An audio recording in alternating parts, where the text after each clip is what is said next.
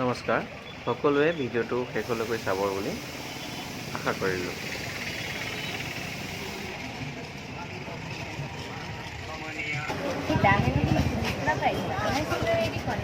বৈজ্ঞান বৰগোহাঁই তেওঁ কেঞ্চাৰ ৰোগৰ পৰা আক্ৰান্ত হৈছে সেইবাবে আপোনালোকে আৰ্থিক সাহায্য বিচাৰিছে। ভিডিঅ'টো চাই সকলোৱে বুজি পাইছে চাগে, তথাপিও মই আকৌ এবাৰ কৈ দিছোঁ। আমাৰ বিদ্যালয়ৰ এটি ছাত্ৰ, নাম তেওঁৰ বৈজ্ঞান বৰগোহাঁই, এটি জটিল ৰোগত আক্ৰান্ত হৈ বৰ্তমান তেওঁ গুৱাহাটী বি বৰুৱা কেঞ্চাৰ হস্পিটেলত চিকিৎসাধীন হৈ আছে। তেখেতৰ বাবে আমি ৰাইজৰ ওচৰত অকণমান আৰ্থিক সাহাৰ্য বিচাৰি আহিছোঁ। ভিডিঅ'টো এইকাৰণেই কৰা হৈছে, যিহেতু বহুসকল ব্যক্তিয়ে আমাক প্ৰশ্ন কৰিছে যে তোমালোক ক'ৰ হয়, কি কোন জেগা, বহুতখিনি প্ৰশ্ন কৰিছে, সঁচা নে মিছা।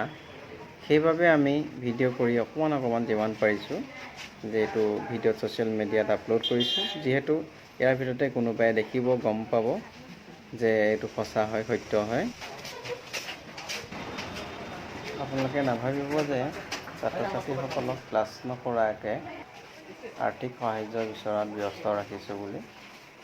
আমাৰ তেওঁলোকক 4টা পিৰিয়ড কৰা হৈছে, কৰি পেলাই আমি 2-2:30 বজাত তেওঁলোকক লৈ আমি 2 ঘণ্টা সময়ৰ বাবে ওলাই আহিছোঁ আৰু তেওঁলোকে নিজৰ ইচ্ছামতে আহিছে।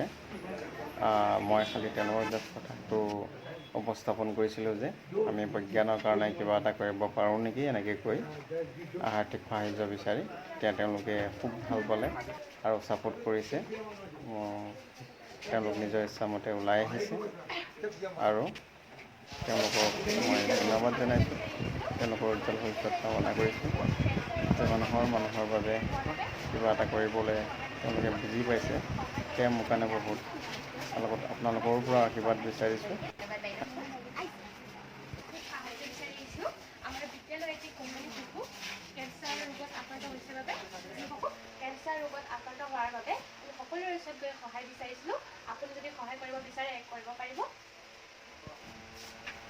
শেষত এটাই অনুৰোধ, আপোনালোকে যিমান পাৰে ভিডিঅ'টো শ্বেয়াৰ কৰি দিব, যিহেতু বৈজ্ঞান বৰগোহাঁইলৈ সহায়ৰ হাত আগবঢ়াবলৈ কোনো সদাশয় ব্যক্তিবিলাক যাতে আগবাঢ়ি আহিব পাৰে। ধন্যবাদ।